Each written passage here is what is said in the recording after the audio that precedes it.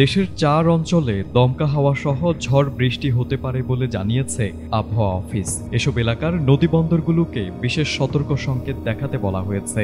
শুক্রবার ভোর 5টা থেকে দুপুর 1টা পর্যন্ত দেশের অভ্যন্তরীণ নদীবন্দরগুলোর জন্য দেওয়া আবহাওয়া পূর্বাভাসে এ তথ্য জানানো হয়েছে।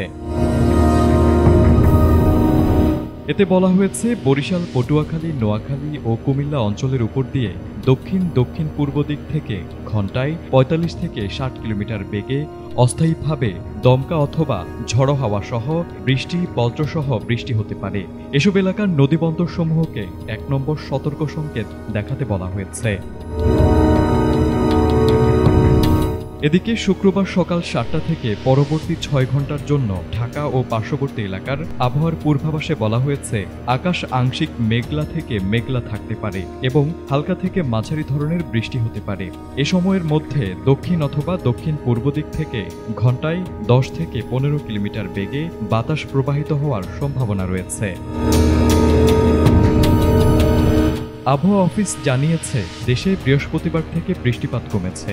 গতকাল দেশের সর্বোচ্চ ৮৫ মিলিমিটার বৃষ্টিপাত রেকর্ড করা হয়েছে লক্ষ্মীপুরে। আগামী রোববার থেকে ফের বৃষ্টি বাড়তে পারে। News desk, ATN Bangla.